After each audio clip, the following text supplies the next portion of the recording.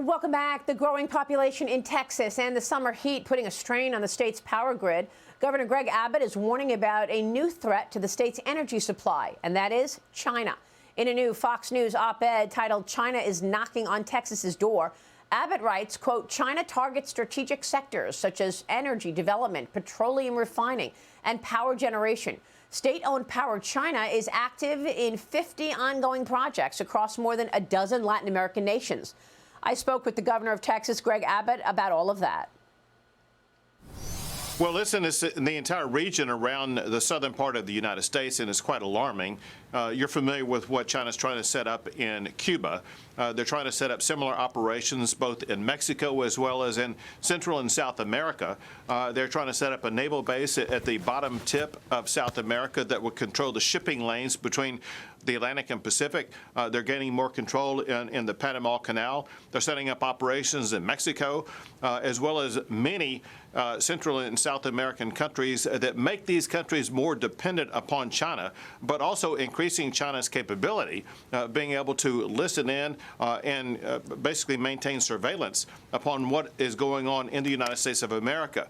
Because of the loan programs they've been providing to Central and South American countries, these countries are more reliant upon China. And you see that in one very prolific issue, and that is 20 years ago, every Latin American country recognized the independence of Taiwan. Today, only 7 Latin American countries recognize the independence of Taiwan. So China is really coming in and changing the attitudes of Central and South American countries, much to the danger of the United States of America. Yeah, this is a very good point, particularly since the United States has a policy of one China. Is it time to change that one China policy in the United States? Shouldn't this policy come from the national federal government and not just from one state? Right, and that's the alarm bell that's going off, and that is it seems like the Biden administration is asleep at the switch because the territory immediately adjacent, not just to Texas but to the United States, is becoming compromised by the day. And while Biden is focused on other international issues in other parts of the entire world, he's completely ignoring the dangers that are creeping up just south of the Texas border that could truly compromise the future of the United States. Well, once again, Texas finds itself at the very nucleus of national security and the risks around it. What can you do about it in Texas? Well, I passed and signed several laws to make sure that Texas is taking steps to secure Texas from interference by China. I signed a law to prohibit China and other nations that are hostile to the United States from having any access whatsoever to the Texas power grid. And we're taking other measures to make sure that China, as well as, again, other countries hostile to the United States will not be able to assert a foothold in our state. But it's something that requires constant vigilance, not just by the states, but by every state as well as the entire country. Right, and that is why we are all wondering why the U.S. government has such a soft approach and a soft response to China. After all, we've seen a surveillance balloon, we've seen police stations, now we're seeing land grabs. They want to buy land near military installations. Why aren't we seeing more effort from the federal government on any of this? We keep sending cabinet members there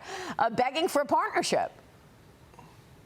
Well, it's mystifying, Maria. I'm sure that you reported just a couple of days ago, Janet Yellen was bowing to the Chinese and getting nothing in return for it, while at the very same time the Chinese are expanding their operations in Mexico and Central and South America, increasing their capabilities to not only spy upon us, but to interfere with our economic ties to Central and South America. And Americans, we need to awaken to the reality that because of Biden's soft policy on China, is compromising our future. Well, there's also a soft policy when it comes to the southern border. Again, Texas right in the middle of this. Governor, you're moving ahead with floating border barriers on the Rio Grande, an effort to stop these illegal migrants from crossing into the southern border. I want to get your take on where we are right now. I spoke with Border Patrol Council President Brandon Judd yesterday about your efforts. Here's what he said. Watch. What we're seeing is a trend to where Arizona is now getting flooded because Governor Greg Abbott, using his authorities, has done so well in the state of Texas. We don't have a governor in the state of Arizona that's willing to do the exact same thing, so you're not going to see a secure border in Arizona. I mean, you're trying hard to protect Texas in the middle of all of this. How would you assess the open border and its impact on Texas today after Title 42 went away? Well, as you probably reported, on the day the Title 42 was lifted, there was video showing how Texas was stopping and repelling people who are trying to enter Texas illegally.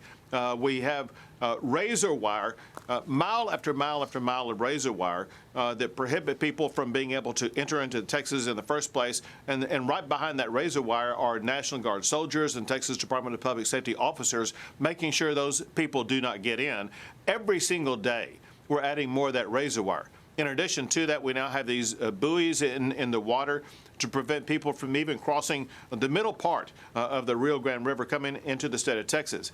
And along the lines of what Brandon Judd was saying, because Texas has done such a prolific job of stopping people from coming into our state, you are seeing a massive increase in the number of people crossing into New Mexico, Arizona, and California. So much so, but get this, Maria, the cartels are now bringing in more people illegally across the border into New Mexico, adjacent to where El Paso is, and then coming into Texas from that region, that we're having to build about a 13-mile razor wire border barrier between Texas and New Mexico to stop the cartels from bringing illegal immigrants into the state of Texas from New Mexico.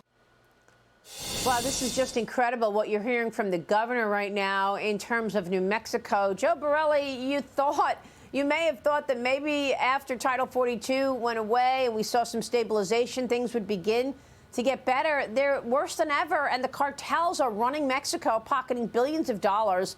They're the ones who are deciding who comes into this country and who doesn't. Well, right, Maria. And for me, the most remarkable thing about this interview is that you take the two issues that you just put that clip up about. You have Greg Abbott talking about how to secure his state's infrastructure and really his state's commerce from a foreign entity.